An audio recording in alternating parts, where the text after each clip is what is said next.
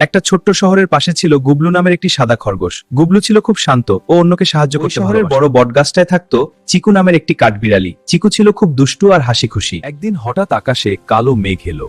তখন চিকু গাছে বসে খেলছিল। তারপর হঠাৎ টুপটাপ করে বৃষ্টি নামলো।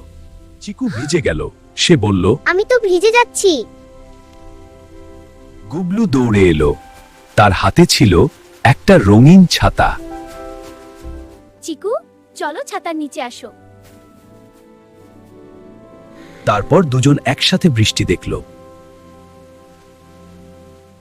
কিছুক্ষণ পর বৃষ্টি থামলো।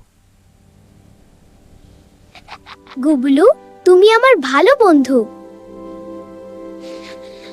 বন্ধুরা সবসময় একসাথে থাকে। বন্ধুরা পাশে থাকলে আনন্দ আরো বাড়ে।